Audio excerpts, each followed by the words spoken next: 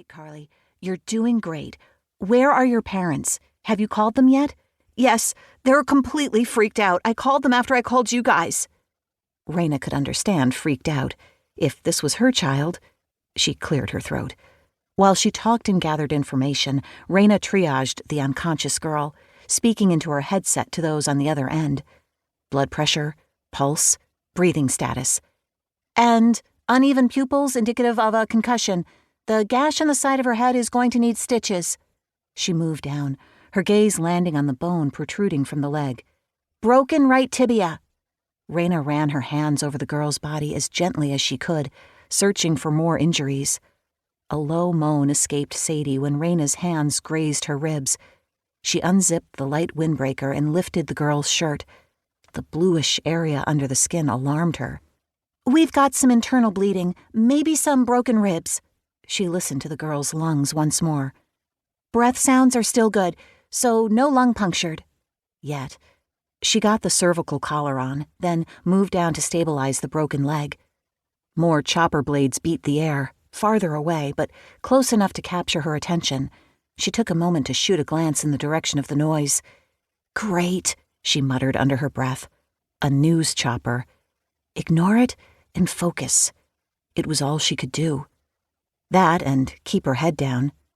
Hey! Raina's head jerked up at the shout that came from above. So much for keeping her head down, but at least her back was to the news chopper. A man leaned over the side of the cliff. I'm Larry Owens with the fire department. If I throw this line down, can you send up the uninjured girl? Sure can. And I need someone to come down here and help me get Sadie in the chopper basket. Holly could do it, would do it if necessary, but she absolutely hated to rappel down. As soon as she's up, I'll come down. Perfect. No, Carly clutched Raina's arm. I want to go with Sadie. You're both going to the hospital. They'll let you see her when you get there, but we need to focus on Sadie right now, all right? Carly bit her lip, then nodded. Yeah, okay. In less than 2 minutes, she had Carly in the harness and Larry was pulling her toward the top. Send down the basket, Raina told Penny. On the way. And so was the firefighter named Larry. Working together, they got Sadie into the basket. She's ready, Raina said. Take her up. Raina watched her lift gently off the ground and head for the belly of the chopper. She turned to Larry. Thank you. Anytime. See you around. He signaled his readiness to return to the top, and his team moved into action. Ready, Raina said into her mic. She noted the location of the news crew still hovering in the sky and positioned herself accordingly, never more thankful for the helmet and other gear covering most of her face. The line pulled her up off the ledge, and she started her ascent. The line lurched, and Raina gasped, fingers clutching the rope. Penny? What was that? No idea. The line jerked again, and Raina dropped 20 feet before it stopped. Penny? Holly? Something's wrong with the winch, Penny said, her voice low and controlled. Hang tight. A pause. No pun intended. Raina almost laughed, but couldn't quite get the sound through her tight throat. Don't let me fall. You're not falling. Just hold on a sec. After what felt like a lifetime later, Penny's voice came through the headset. Bringing you up. Raina held tight as she started moving upward once more. She decided not to look down while steeling herself for another abrupt stop.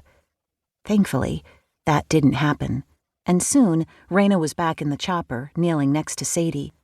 Holly looked up from the still unconscious girl. You good? I will be when my heart rate gets back to normal. Then again, I'm here, so we'll count that as a win. Holly nodded. Definitely. All right, Penny. Take us to base. US Marshal Vincent Cavelli sat on the couch that belonged to his best friend's fiancée, Juliana Jameson. The big screen television mounted on the wall across from him held a fraction of his attention. Mostly, he was interested in the dark-haired woman chatting with Holly McKittrick, Penny Satterfield, and Grace Billingsley. Raina Price. Beautiful, but haunted, distant, seemingly unreachable. For some reason, those facts didn't stop him from being drawn to her. Her sage green eyes with the hint of yellow had captivated him from the moment.